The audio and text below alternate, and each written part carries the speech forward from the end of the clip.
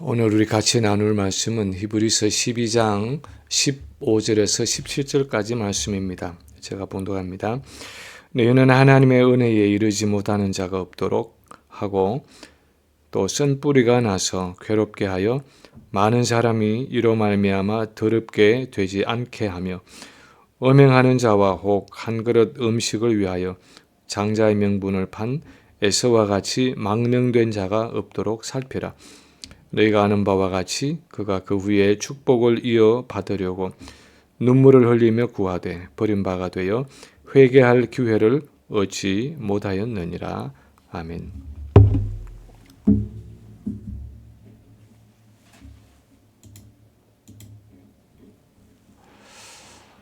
주변에서 어떤 분들이 가끔씩 그런 질문을 할 때가 있습니다. 목사님, 한번 예수를 믿고 거듭난 사람은 어떤 경우에도 또 무슨 죄를 지어도 구원을 잃지 않습니까? 한번 예수를 믿으면 무슨 일이 있어도 반드시 천국에 가는 것입니까? 어떤 분들은 그것이 개혁주의의 교리라고 생각을 합니다. 근데 사실 우리 개혁주의 교회는 그런 교리를 가르치는 것이 아닙니다.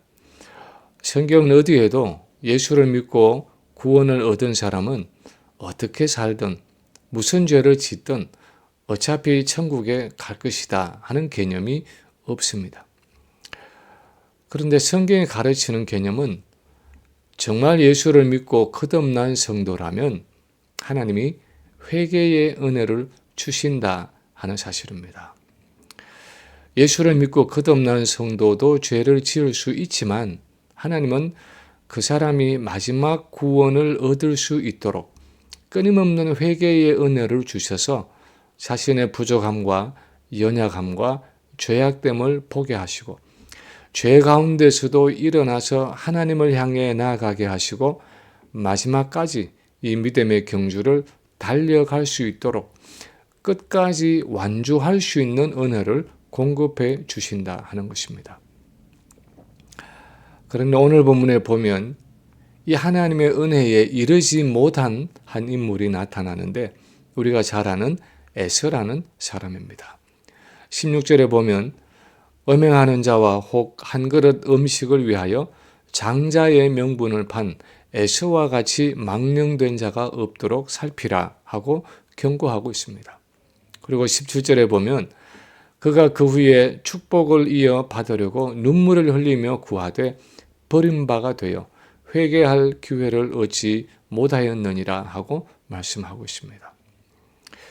회개할 기회를 얻지 못했다 하는 것이 에서의 삶의 결론이었습니다.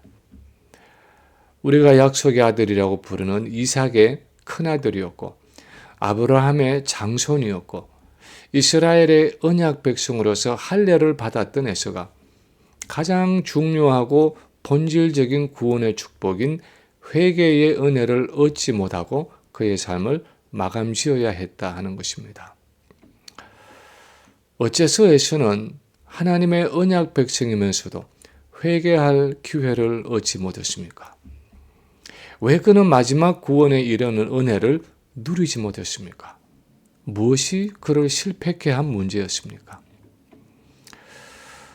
오늘 본문을 살펴보면 첫 번째로 에서는 상속자의 권한을 가볍게 여겼습니다. 에서는 상속자의 권한을 가볍게 아주 대수롭지 않게 여겼습니다. 15절에 보면 너희는 하나님의 은혜에 이르지 못하는 자가 없도록 하고 또 쓴뿌리가 나서 괴롭게 하여 많은 사람이 이로 말미암아 더럽게 되지 않게 하며 하고 경고하고 있는데 아마도 이것은 14절에 나오는 화평함에 대한 적용이라고 할 수 있습니다. 그 공동체 안에 서로를 향한 거룩함인 화평함이 없어서 쓴뿌리가 그 공동체를 상하게 하고 고통을 주는 일이 없도록 하나님의 은혜 가운데 하나님의 임재 안에 거하라는 것입니다. 그리고 16절에 보면 이렇게 말씀합니다.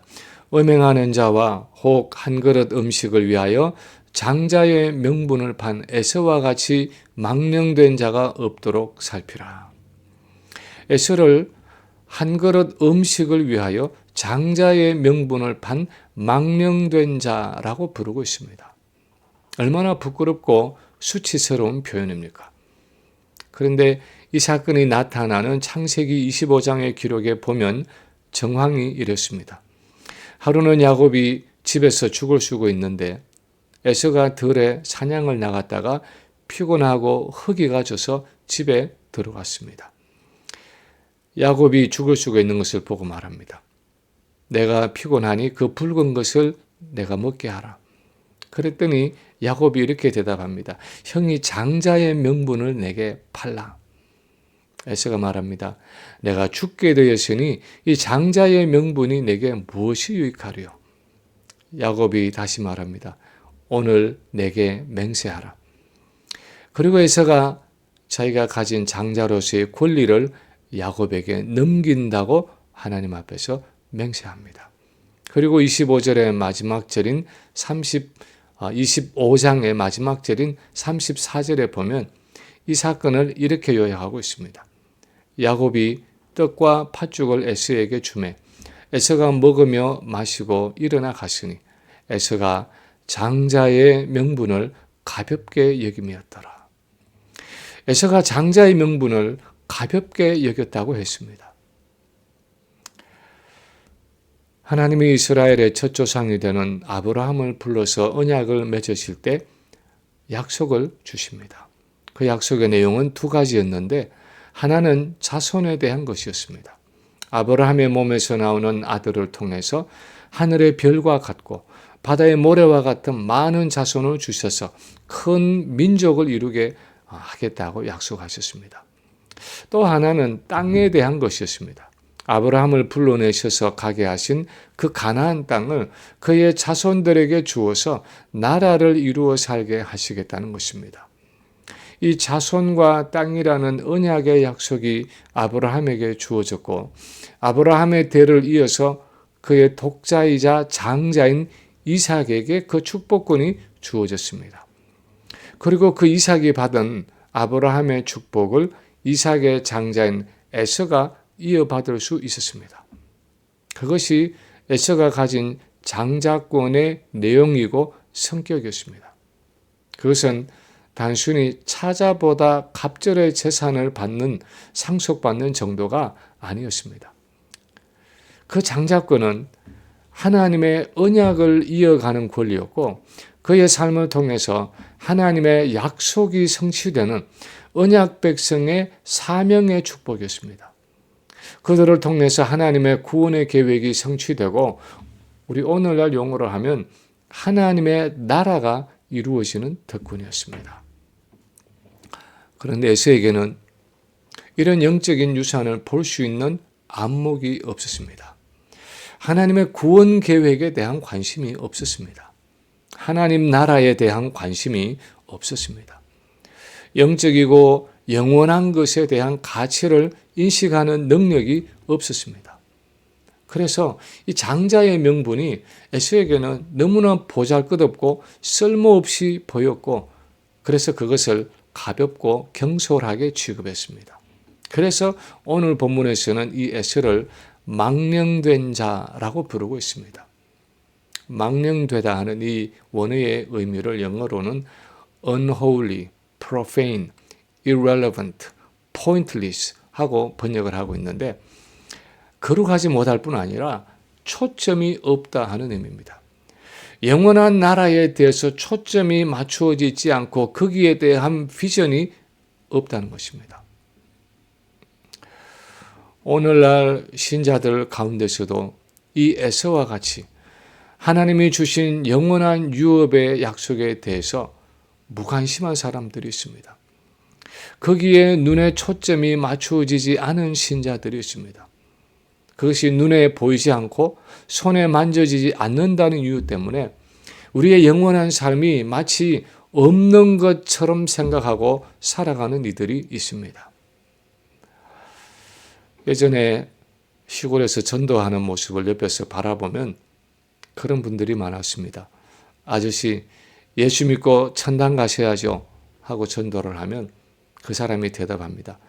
천당이고 만당이고 누가 가봤나? 천당이고 만당이고 누가 가본 사람이 있나?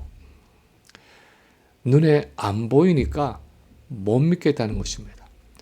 보이지도 않는 그 천국에 가기 위해서 예수를 믿고 교회를 가고 헌신을 하고 희생을 하는 그 모든 것은 다 미련한 짓이라는 논리입니다. 그런데 오늘날 교회 안에서도 그런 논리로 신앙생활을 하는 신자들이 있습니다.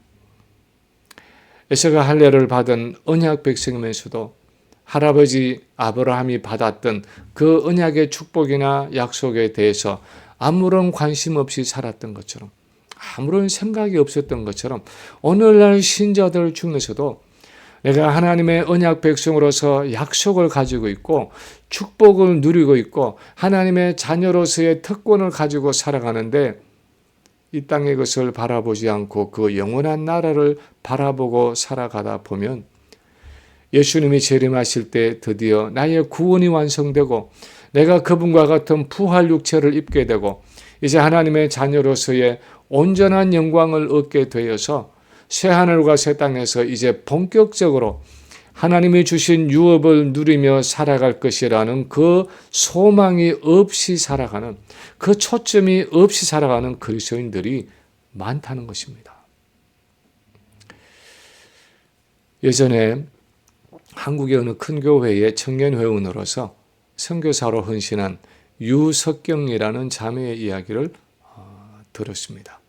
뒤늦게 콜링을 받고 시카고의 트리니티 신학교에서 공부를 하다가 졸업반인데 장애암이 발견되어서 6개월의 시한부 인생선고를 받았습니다. 그런데 그 자매는 키모도 받지 않고 수술도 받지 않고 그냥 남은 기간 동안 전도 집회를 다니면서 설교를 했는데 그 설교를 듣다 보니까 이런 대목이 있었습니다. 제가 병이 들었을 때 많은 성도님들이 제가 젊어서 죽게 되어서 참 불쌍하다 하는 말씀을 하셨습니다. 그런데 저는 그런 반응들을 보면서 깜짝 놀랐습니다. 여러분, 성도가 죽는 일이 불쌍한 일입니까? 성도가 죽는 것은 영원한 영광에 들어가는 일입니다. 성도가 죽는 것은 이제 천국에서 하나님과 영원히 동거하게 되는 것입니다. 성도가 죽는 것을 불쌍히 여긴다는 것 자체가 천국을 소망하지 않는다는 것입니다.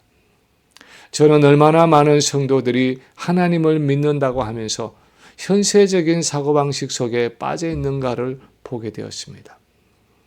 사람들은 내가 얼마나 더 오래 사는가에 관심을 가지고 궁금해하는데 나는 내가 얼마나 더 오래 살 수 있는가가 전혀 궁금하지 않습니다. 내가 궁금한 것 오직 한 가지는 내가 주님 앞에 섰을 때 주님이 내 삶을 어떻게 평가하실까 하는 그것 하나입니다. 그 자매는 마지막 2년가량을 곳곳에서 이렇게 복음을 전하다가 마침내 하나님 품으로 떠나갔습니다. 우리는 정말 그리스도와 함께한 하나님의 상속자로서 그리스도의 공동 상속자로서 우리가 얻을 그 영원한 나라의 유업을 바라보며 살아가고 있습니까? 혹에서처럼 그 영적인 특권과 권리를 보잘것없이 생각하고 경홀히 여기며 살아가고 있지는 않습니까? 두 번째로 오늘 본문에 보면 에서는 영원한 유업과 순간적인 행복을 맞바꾸었습니다. 에서는 영원한 그 유업과 순간적인 행복을 맞바꾸었습니다. 오늘 본문 16절을 보면 한 그릇 음식을 위하여 장자의 명분을 판 에서라고 표현하고 있습니다. 더 구체적으로는 한 그릇의 붉은 죽이었습니다. 한 그릇의 보잘것없는 죽을 얻어먹기 위해서 그 영원한 유업이 걸려있는 자기 장자의 명분을 팔았다는 것입니다. 얼마나 어리석은 일입니까? 본문의 저자가 한 그릇의 음식이라고 하면서 한 그릇을 강조하는 것은 그것이 너무나 기가 막히는, 너무나 어처구니가 없는, 상상할 수조차 없는 어리석고 미련하고 죄악된 선택이었다는 것을 강조하고 있는 것입니다. 그것은 정말 어리석고 미련한 정도가 아니라 세속적이고 악한 교환이었습니다. 이 사건이 나타나는 창세기 본문을 보면 에서가 말합니다. 내가 죽게 되었으니 이 장자의 명분이 내게 무엇이 유익하리요? 배가 얼마나 고팠는지 모르지만 그 잠시의 배고픔을 견디지 못해서 내가 죽게 되었다라고 말하면서 그 엄청난 가치의 장자의 권리를 마치 헌신짝처럼 버리고 그것을 포기하겠다고 맹세까지 하면서 기껏 죽 한 그릇을 얻어 먹었다는 것입니다. 그런데 사실 그것이 바로 우리가 죄를 지을 때 일어나는 영적인 실상입니다. 얼마나 기가 막히는 일입니까? 그런데 이것은 에서의 평소의 믿음과 성품을 보여주는 사건이었습니다. 우리는 이것을 야곱이 워낙 간교해서 에서의 약점을 비집고 들어가서 형의 장자의 명분을 빼앗았다고 생각하는지 모르지만 하나님의 평가는 에서는 그렇게 영적인 가치에 대해서 무지했고 이 세상의 육신적인 안락함과 만족에 자기의 궁극적인 가치를 두었다는 것입니다. 그는 그 장자의 명분을 지켜내기 위해서 잠시 배고픔을 참아내는 인내가 없었습니다. 설사 내가 목숨을 잃는다 하더라도 하나님이 주신 그 영적인 유업과 영원한 그 축복의 유업을 포기할 수 없다는 그 의지와 결단이 없었습니다. 에서는 지극히 현세적이고 감각적이고 피상적인 가치관을 가진 인물이었습니다. 그런데 오늘날 우리 시대의 그리스도인들의 위기도 어쩌면 이 에서와 같은 현세적이고 감각적인 신앙인지도 모릅니다. 오늘날 많은 그리스도인들이 세상이 유혹하는 육신의 정욕과 안목의 정욕과 이생의 자랑에 쉽게 빠져드는 이유가 무엇입니까? 즉각적인 만족입니다. 당장 내 눈에 보이고 내 손에 만져지고 내 몸에 느껴지는 만족을 추구하기 때문입니다. 세상은 전에 없이 즉흥적인 만족과 쾌감을 추구하는 방향으로 흘러가고 있습니다. 우리가 매일 사용하는 이 셀폰만 해도 화면을 누르고 1, 2초가 걸려서 펼쳐지면 느리다고 생각합니다. 0.5초 내에 펼쳐져야 한다고 생각합니다. 사람들은 30분짜리 동영상을 끝까지 보기를 힘들어합니다. 15분, 20분짜리로 몇 개 나누어야 그나마 계속 연결해서 봅니다. 사람들은 점점 더 조급하고 인내심을 잃어갑니다. 지금 당장 어떤 결과가 나타나고 지금 당장 내게 어떤 만족이 주어지지 않으면 견디지 못합니다. 기다리지를 못합니다. 그런데 그것이 우리 신앙생활에도 영향을 미치고 있습니다. 하나님의 자녀로서 영원한 유업을 바라보고 그 유업을 얻기 위해서 자녀로서의 순종을 배우고 성품을 연단하고 믿음이 자라가는 것은 오랜 시간이 걸립니다. 많은 인내가 필요합니다. 깊은 묵상이 필요하고 철저한 자기 성찰이 필요합니다.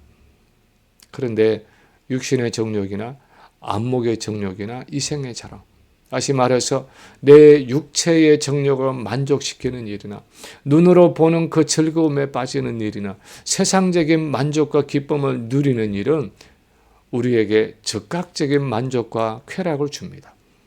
눈에 보이고 귀에 들리고 손에 만져지고 몸에 느껴집니다. 생생한 감각적인 만족을 줍니다. 그래서 우리는 그 유혹과 충동에 쉽게 굴복하는 경우가 많습니다. 마치 한 그릇 죽어 먹기 위해서 영원한 유업이 걸려있는 장자의 명분을 내 던져버렸던 에서처럼 자녀로서의 순종의 훈련과 하나님과의 친밀한 사랑의 교제와 주님과의 신실한 언약을 저버리고 죄가 주는 즐거움과 쾌락을 쫓아갈 때가 많은 것입니다. 무슨 살인이나 간음이나 도둑질과 같은 엄청난 죄는 아니라 해도 우리 삶의 순간순간마다 잠시 동안의 쾌락, 순간적인 즐거움을 위해서 영원한 유업을 포기하는 어처구니 없는 가치 교환이 이루어질 때가 얼마나 많습니까? 마치 이스라엘 백성들이 가나안 땅의 그 우상들을 버리지 못해서 그렇게 나라가 망하도록 계속 그 우상 숭배에 빠져들었듯이 우리도 세상에 속한 것들을 내 마음에 품고 순간순간 영적인 우상 숭배를 할 때가 얼마나 많습니까? 그런데 그것이 무엇이든 그럴 수 없다는 것입니다. 나의 영원한 유업을 현세적인 그 순간적인 가치를 위해서 맞바꾸는 그 어리석고 죄악된 일을 계속해서는 안 된다는 것입니다. 마지막으로 에서는 회개하기에 너무 늦은 불순종까지 갔습니다. 그는 회개하기에 너무 늦은 불순종까지 갔습니다. 17절은 에서에 대해서 이렇게 기록하고 있습니다.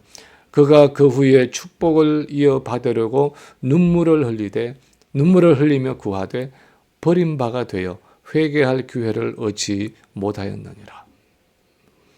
이 사건이 기록된 창세기 27장의 본문에 가보면 이삭은 아버지 아브라함에게서 받은 언약의 축복을 장자인 에서에게 주기를 원합니다. 그래서 음식을 만들어 오면 그것을 먹고 자신이 죽기 전에 그 장자의 축복을 하겠다고 말합니다. 근데 사실 에서에게는 그런 성품이 없었습니다. 그런 자격이 없었습니다. 조상적부터 내려온 그 하나님의 언약을 귀하게 여기고 그 영적인 유산을 바라보면서 약속을 품고 기도하며 자손에게 전수해 줄 수 있는 영적인 자질이 없었습니다. 그래서 결국 야곱이 그 복을 가로채게 된 것입니다. 우리는 그 전부를 야곱의 간교함으로 돌릴 때가 많지만 사실 하나님의 주권적인 계획 안에서는 이미 하나님이 에서를 거부하신 것이었습니다. 그래서 그 야곱의 속임이 가능했던 것입니다. 오늘 본문에 보면 그 후에 축복을 이어받으려고 눈물을 흘리며 구했다 하고 기록하고 있는데 그것은 에서의 회개가 아니었습니다. 자신이 얼마나 하나님의 언약과 영적인 유업에 대해서 무지하고 무심하고 그것을 가볍고 경솔하게 여겼는지에 대한 반성이나 자책이나 회개가 아니었습니다. 에서가 추구한 것은 단지 축복이었습니다. 현세적인 형통함과 풍요로움을 더 누릴 수도 있는 기회를 놓쳤다는 아쉬움과 분노였습니다. 그는 동생 야곱을 탓하면서 그를 죽이려고 했지만 사실 그것은 자신의 문제였고 자신의 죄악이었습니다. 이런 에서의 영적인 성품 때문에 오늘 본문에 보면 버림바가 되어 회개할 기회를 얻지 못했다라고 기록하고 있습니다. 하나님께 버림바가 되어서 마지막까지도 회개할 기회를 얻지 못했다는 의미입니다. 그래서 자기가 받을 축복을 가로챘다는 이유로 동생 야곱을 죽이려고 하고 이방인인 가나안 족속 중에서 아내를 얻고 나중에는 이스마엘 자손 가운데서 또 다른 아내를 취한 것입니다. 그래서 오늘 본문이 가르치는 것은 에서가 하나님이 주신 언약 백성의 신분과 영적인 기업을 멸시하고 경홀히 여길 때 그래서 오히려 현세적이고 감각적이고 즉흥적인 만족과 쾌락을 지속적으로 추구하며 살아갈 때 하나님은 그에게 회개의 은혜를 주시지 않고 그가 원하는 길을 가도록 방치하셨다는 것입니다. 자신의 선택을 따라 살아가도록 그냥 버려두셨다는 것입니다. 그래서 본문 15절은 너희는 이 본문에서처럼 하나님의 은혜에 이르지 못하는 자가 없도록 가라 하고 경고하고 있는 것입니다. 하나님의 은혜에서 떨어지지 않도록 주의하라는 것입니다. 에서처럼 하나님의 영원한 영적인 유업을 멸시하고 현세적인 쾌락과 안락함을 추구하다가 결국은 하나님의 임재에서 멀어지고 마침내 그의 은혜에서 떨어지는 일이 없도록 조심하라는 것입니다. 우리는 흔히 내가 원하면 내 신앙은 얼마든지 회복할 수 있다고 생각합니다. 지금은 좀 세상적인 것을 누리고, 지금은 잠시 현세적인 것을 탐닉하고, 지금은 좀 영적인 우상 숭배를 한다고 해도 나중에 내가 마음을 돌이키고 회개하면 된다고 생각합니다. 실제로 그렇게 말하는 분들이 있습니다. 지금은 좀 내가 원하는 것 마음껏 하고 세상 것들을 이것저것 누리다가 나중에 죽을 때 가까우면 그때는 교회에 돌아와서 열심히 신앙생활을 하겠다고 말하는 분들이 있습니다. 그런데 에서를 통해서 성경이 경고하는 것은 신앙생활의 성격은 그런 것이 아니라는 것입니다. 내 신앙생활에는 나중이라는 것이 없다는 것입니다. 지금이 바로 은혜의 날이고 지금이 바로 구원의 날이라는 것입니다. 하나님이 은혜를 주시는 지금 반응하지 않으면, 하나님이 마음을 두드리시는 지금 회개하지 않으면 본문의 에서처럼 회개의 기회가 영원히 주어지지 않을 수도 있다는 것입니다. 회개는 내가 마음먹는다고 할 수 있는 것이 아니라 하나님이 은혜를 주셔야 가능한 것입니다. 하나님이 은혜를 주시는 만큼 회개할 수 있는 것입니다. 그러므로 하나님이 말씀을 주시고 마음을 두드리시고 음성을 들려주실 때 즉각적으로 내 죄악을 버리고 내 현세적인 탐닉과 우상숭배를 버리고 내 강팍하고 완악한 마음을 내려놓고 하나님께로 돌아서야 한다는 것입니다. 히브리서 3장 12절 이하에서는 이렇게 경고하고 있습니다.